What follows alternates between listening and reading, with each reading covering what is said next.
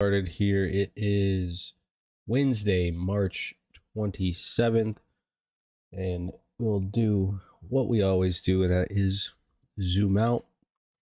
We can see relatively unchanged on the monthly here. The monthly all-time high is 53.2275. We've since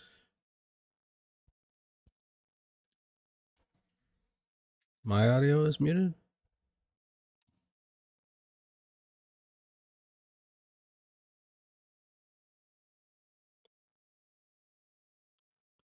It looks like it's working on my screen.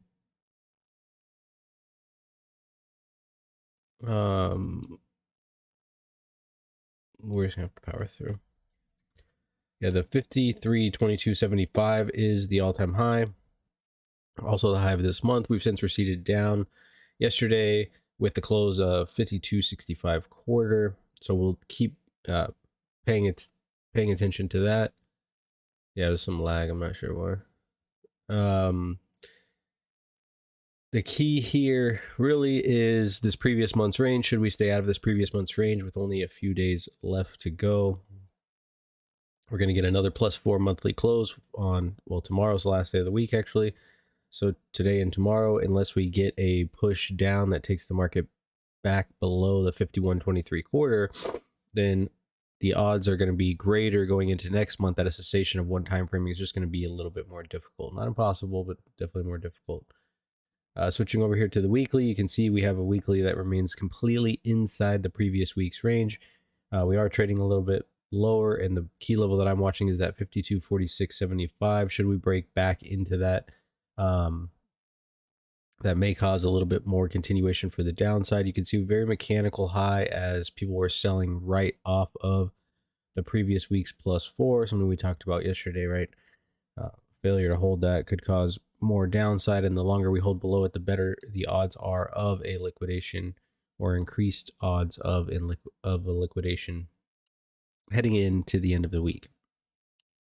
Now, switching here over, well, and one more thing on the weekly, you can see, one time framing higher, 1, 2, 3. Right? I said, like I said, I don't really count this, so we're just completely one time framing higher. Inside week levels to watch for this week are going to be the open and that close. Switching over to the daily, you can see we had an outside day yesterday, so we were one time framing down. We got that cessation of one time framing with the market gave it up late. Didn't quite get down to that 9 moving average, which is what we were kind of expecting. It kind of stalled a little bit short, but it did get right to some prior single prints, so not really too unexpected of how it acted, but just not as weak as I think a lot of people are thinking. If you're a technician, right, to me, what does that look like? If you're a technical analysis trader, probably getting your flag ready. So on the longer term, you can see like the daily just continues to hold this trend to the upside. It's definitely something we want to continue to monitor. You could even see here, I mean, you just get 1, 2, 3 touches there. So should this trend line get broken, then there's increased odds of further downside. Like we've been talking about, this 52.46 I think is really the top of our balance. So we can see this larger balance right here. Should we get accepted below that and back into this balance, that 23 is pretty much the target. And then below that 23, we're starting to get into excess, and that's going to take us below 5,200. So definitely something we want to be paying attention to. Switching over here to the profiles. Oops. We can see, let me move this out of the way, a little bit of a review from yesterday.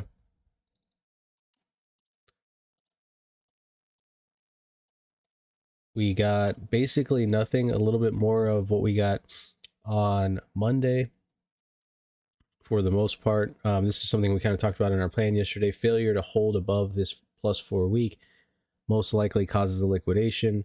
Well, when it got below, well, it actually started before that, but when it got below yesterday's settle, You can see we got a little bit of single prints indicating some trapped long inventory intraday, which we kind of assume very tight range, probably inventory on both sides.